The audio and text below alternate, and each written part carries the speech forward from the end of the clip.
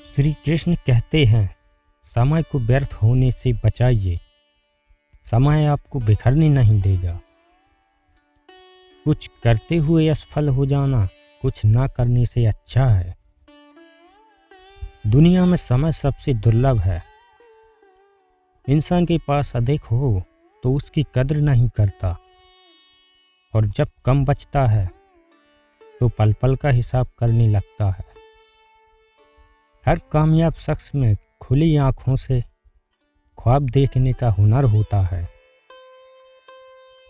मनुष्य को अपनी उसूलों और अपनी जिंदगी से कभी समझौता नहीं करना चाहिए। इससे मनुष्य के व्यक्तित्व का पतन प्रारंभ हो जाता है और व्यक्ति को अपनी परिस्थिति के अनुसार अपना समय व्यतीत करना पड़ता है, क्योंकि जिन्हें झोपड़ी में रहने की आदत पड़ चुकी है उन्हें महलों के ख्वाब देखना भी महंगा लगता है। अपने सिद्धांतों के नैतिक पतन से आप अपनी आत्मशक्ति का बोध ही नहीं कर पाएंगे और संसार में आप दूसरों के बताए मार्ग पर चलते रहेंगे और अपना इच्छित लक्ष्य प्राप्त न होने की स्थिति में आपको कई बार इन मार्गों से केवल निराश होकर लौटना पड़ेगा, क्योंकि ना आपको अपना उचित लक्ष्य ज्ञात है और ना ही उसे प्राप्त करने का उचित मार्ग। जिस इंसान के चारों तरफ नकारात्मक लोग रहते हैं उस इंसान का मंजिल से भटक जाना तय है,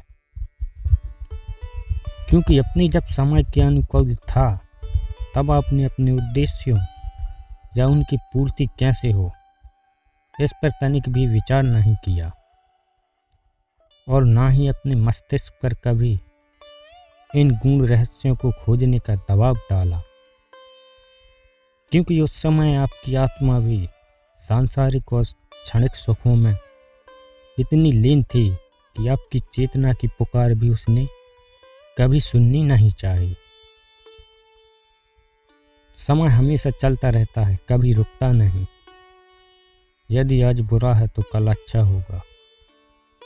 इसलिए आप बिना किसी स्वार्थ के सिर्फ कर्म कीजिए, फल समय खुद देगा। श्री कृष्ण कहते हैं, यदि समय रहते आपने अपने समय का सदुपयोग नहीं किया तो समय पर भोजन करने का समय भी आपको नहीं मिलेगा।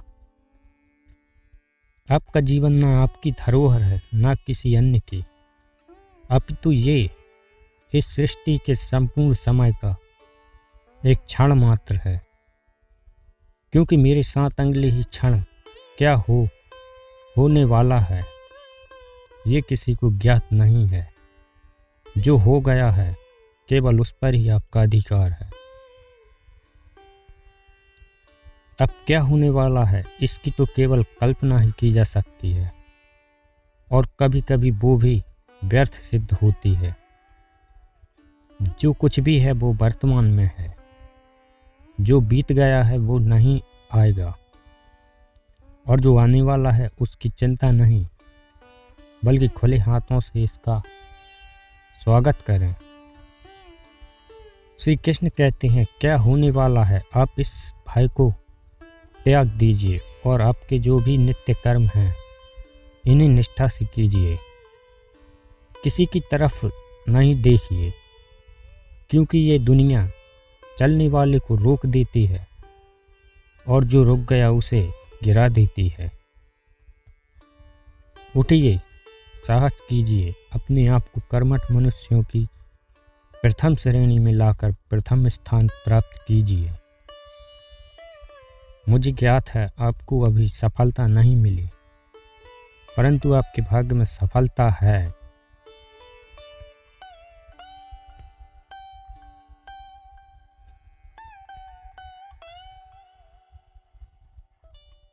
पूर्ण लगन के साथ अपना कार्य करो, लेकिन उसके फल की इच्छा मत करो, क्योंकि जब आप फल की इच्छा करते हैं तब कहीं ना कहीं आप अपने कार्य में पूर्ण रूप से समर्पित नहीं हो पाते। श्री कृष्ण कहते हैं, आपके अथक प्रयासों को देखकर सफलता स्वयं आप पर मोहित हो जाती है और हमें खुद प्रतीत होने लगता है जैसे हमारे उद्देश्य पूर्ति में नियति हमारा साथ दे रही हो।